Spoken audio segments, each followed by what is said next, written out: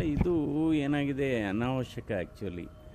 ಏಕೆಂದರೆ ಇದು ಯಾವುದೇ ರೀತಿ ಈ ಥರ ನಿಯಂತ್ರಣ ಅಥವಾ ನಿಷೇಧ ಮಾಡೋಂಥದ್ದು ಅದು ನಮ್ಮ ಸಂವಿಧಾನ ವಿರೋಧಿ ಅಂತಲೇ ನಮ್ಮ ನಿವೃತ್ತ ನ್ಯಾಯಮೂರ್ತಿಗಳಾದ ಸಂತೋಷ್ ಹೆಗ್ಡೆ ಅವರೇ ಹೇಳಿದ್ದಾರೆ. ಸೊ ಕಾನೂನು ತಜ್ಞರೇ ಹೇಳಿದ ಮೇಲೆ ಅದು ಎಲ್ಲರಿಗೂ ಅರ್ಥ ಆಗಬೇಕು.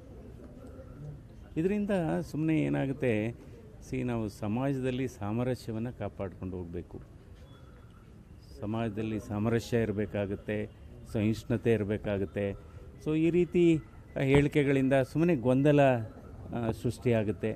ಇದರಿಂದ ಸಾಮಾಜಿಕ ಆರೋಗ್ಯ ಕೂಡ ಹಾಳಾಗುತ್ತೆ. ಅಂದರೆ ಎಲ್ಲರೂ ಒಂದು ಬಹಳ ಸಂತೃಪ್ತಿಯಿಂದ ಬದುಕುವಂಥ ವಾತಾವರಣ ಇರಬೇಕು ಸಮಾಜದಲ್ಲಿ. ಸೊ ನಾವು ಮಾಡತಕ್ಕಂಥ ಕೆಲಸಗಳು ಬಹಳ ಇದೆ, ಅದ್ರ ಬಗ್ಗೆ ನಾವು ಕಾನ್ಸಂಟ್ರೇಟ್ ಮಾಡಬೇಕು. ಸರ್, ಮತ್ತು ಬೆಂಗಳೂರಿನ ರಸ್ತೆ ಗುಂಡಿಗಳ ಅವಾಂತರದ ಬಗ್ಗೆ ಮುಂದಿನ ವರ್ಷ ಪದೇ ಟ್ವೀಟನ್ನು ಮಾಡ್ತಿದ್ದಾರೆ.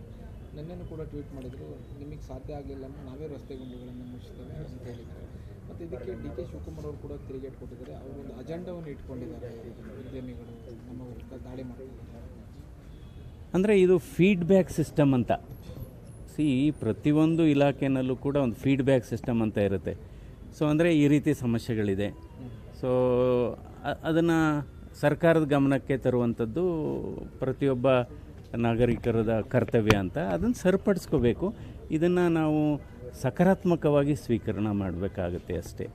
ಇವಾಗ ಹಿಂದೆ ಕೂಡ ಯಾರು ಕಿರಣ್ ಮುಜುಮ್ದಾರ್ ಅವರಾಗ್ಬೋದು, ಮೋಹನ್ ದಾಸ್ ಪೈ ಅವರಾಗ್ಬೋದು, ಇವನ್ ಹಿಂದಿನ ಸರ್ಕಾರ ಇದ್ದಾಗಲೂ ಇದೇ ರೀತಿ ಸರ್ಕಾರದ ಗಮನ ಸೆಳೆದಿದ್ದಾರೆ.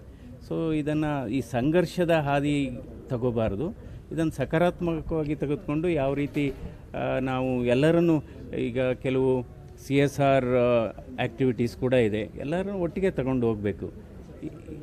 It has to be taken as a constructive suggestion ಅಷ್ಟೇ. ಇದರಲ್ಲಿ ಇದು ಫಾಲ್ಟ್ ಫೈಂಡಿಂಗಿಂತ ಫ್ಯಾಕ್ಟ್ ಫೈಂಡಿಂಗ್ ಅಷ್ಟೇ.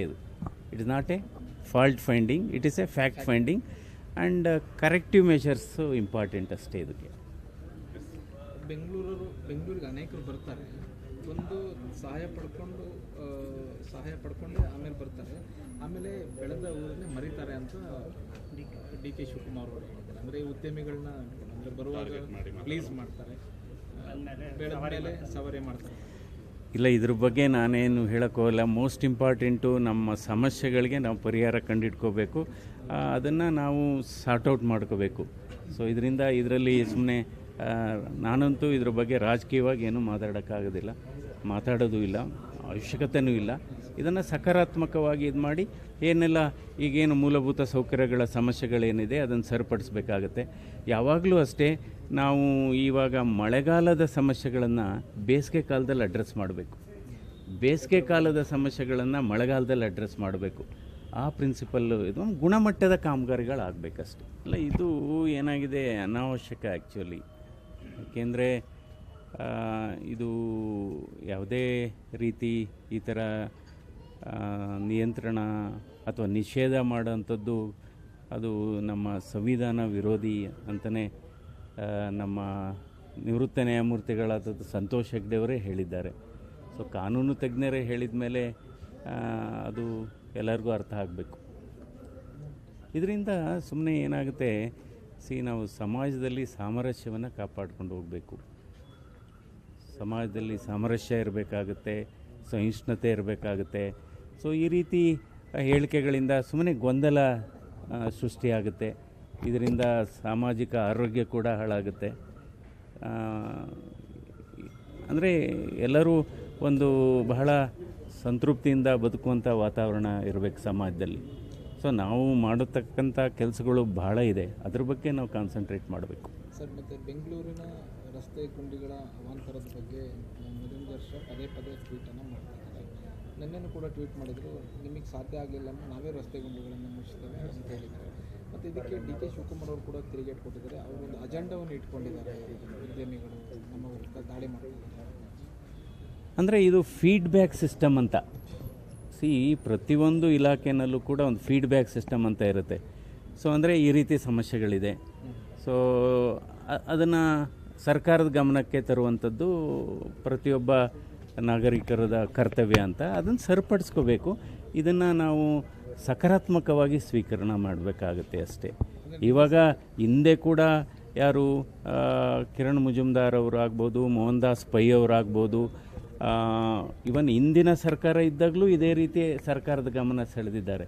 ಸೊ ಇದನ್ನು ಈ ಸಂಘರ್ಷದ ಹಾದಿ ತಗೋಬಾರ್ದು, ಇದನ್ನು ಸಕಾರಾತ್ಮಕವಾಗಿ ತೆಗೆದುಕೊಂಡು ಯಾವ ರೀತಿ ನಾವು ಎಲ್ಲರನ್ನೂ ಈಗ ಕೆಲವು CSR ಆ್ಯಕ್ಟಿವಿಟೀಸ್ ಕೂಡ ಇದೆ, ಎಲ್ಲರೂ ಒಟ್ಟಿಗೆ ತಗೊಂಡು ಹೋಗಬೇಕು.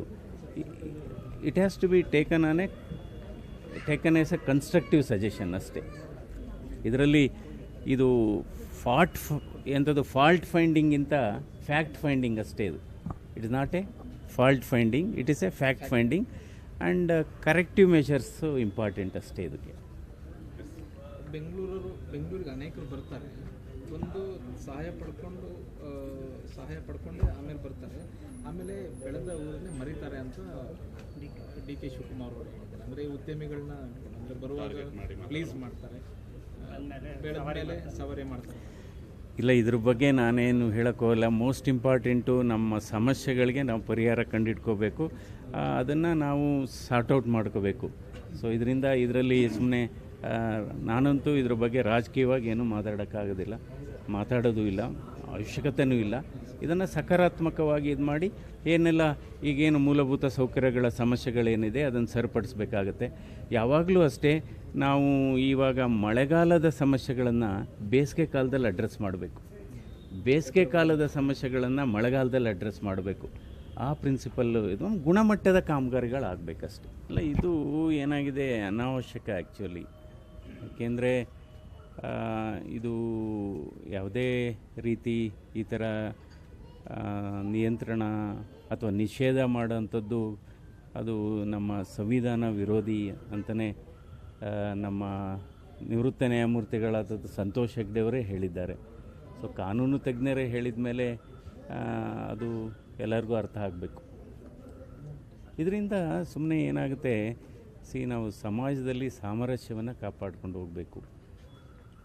ಸಮಾಜದಲ್ಲಿ ಸಾಮರಸ್ಯ ಇರಬೇಕಾಗುತ್ತೆ, ಸಹಿಷ್ಣುತೆ ಇರಬೇಕಾಗುತ್ತೆ.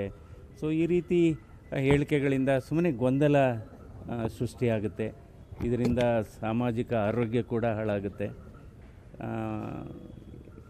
ಅಂದರೆ ಎಲ್ಲರೂ ಒಂದು ಬಹಳ ಸಂತೃಪ್ತಿಯಿಂದ ಬದುಕುವಂಥ ವಾತಾವರಣ ಇರಬೇಕು ಸಮಾಜದಲ್ಲಿ.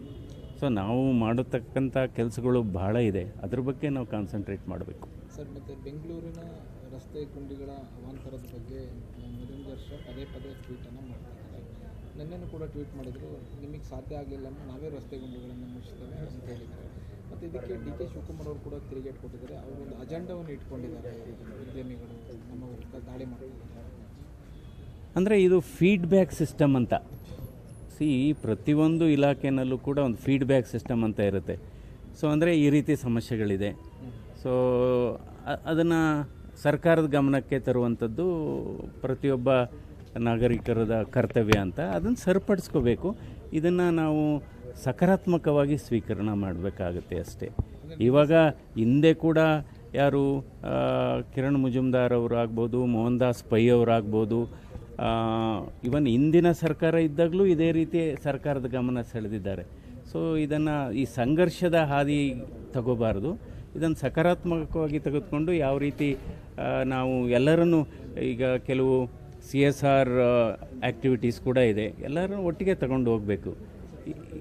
It has to be taken as a constructive suggestion ಅಷ್ಟೇ. ಇದರಲ್ಲಿ ಇದು ಫಾಲ್ಟ್ ಫೈಂಡಿಂಗಿಂತ ಫ್ಯಾಕ್ಟ್ ಫೈಂಡಿಂಗ್ ಅಷ್ಟೇ. ಇದು it is not a fault finding, it is a fact finding and corrective measures important ಅಷ್ಟೇ. ಇದಕ್ಕೆ ಬೆಂಗಳೂರಿಗೆ ಅನೇಕರು ಬರ್ತಾರೆ, ಒಂದು ಸಹಾಯ ಪಡ್ಕೊಂಡು ಆಮೇಲೆ ಬರ್ತಾರೆ, ಆಮೇಲೆ ಬೆಳೆದ ಊರನ್ನೇ ಮರೀತಾರೆ ಅಂತ ಡಿ ಕೆ ಶಿವಕುಮಾರ್ ಅವರು ಹೇಳಿದ್ದಾರೆ. ಅಂದರೆ ಉದ್ಯಮಿಗಳನ್ನ ಅಂದರೆ ಬರುವಾಗ ಪ್ಲೀಸ್ ಮಾಡ್ತಾರೆ, ಬೆಳೆದ ಮೇಲೆ ಸವಾರಿ ಮಾಡ್ತಾರೆ. ಇಲ್ಲ, ಇದ್ರ ಬಗ್ಗೆ ನಾನೇನು ಹೇಳೋಕ್ಕೋಗಲ್ಲ. ಮೋಸ್ಟ್ ಇಂಪಾರ್ಟೆಂಟು ನಮ್ಮ ಸಮಸ್ಯೆಗಳಿಗೆ ನಾವು ಪರಿಹಾರ ಕಂಡುಹಿಡ್ಕೋಬೇಕು, ಅದನ್ನು ನಾವು ಸಾರ್ಟ್ಔಟ್ ಮಾಡ್ಕೋಬೇಕು. ಸೊ ಇದರಲ್ಲಿ ಸುಮ್ಮನೆ ನಾನಂತೂ ಇದ್ರ ಬಗ್ಗೆ ರಾಜಕೀಯವಾಗಿ ಏನೂ ಮಾತಾಡೋದು ಇಲ್ಲ, ಅವಶ್ಯಕತೆಯೂ ಇಲ್ಲ. ಇದನ್ನು ಸಕಾರಾತ್ಮಕವಾಗಿ ಇದು ಮಾಡಿ ಏನೆಲ್ಲ ಈಗೇನು ಮೂಲಭೂತ ಸೌಕರ್ಯಗಳ ಸಮಸ್ಯೆಗಳೇನಿದೆ ಅದನ್ನು ಸರಿಪಡಿಸ್ಬೇಕಾಗತ್ತೆ. ಯಾವಾಗಲೂ ಅಷ್ಟೇ ನಾವು ಇವಾಗ ಮಳೆಗಾಲದ ಸಮಸ್ಯೆಗಳನ್ನು ಬೇಸಿಗೆ ಕಾಲದಲ್ಲಿ ಅಡ್ರೆಸ್ ಮಾಡಬೇಕು, ಬೇಸಿಗೆ ಕಾಲದ ಸಮಸ್ಯೆಗಳನ್ನು ಮಳೆಗಾಲದಲ್ಲಿ ಅಡ್ರೆಸ್ ಮಾಡಬೇಕು. ಆ ಪ್ರಿನ್ಸಿಪಲ್ಲು ಇದು ಗುಣಮಟ್ಟದ ಕಾಮಗಾರಿಗಳಾಗಬೇಕಷ್ಟೆ.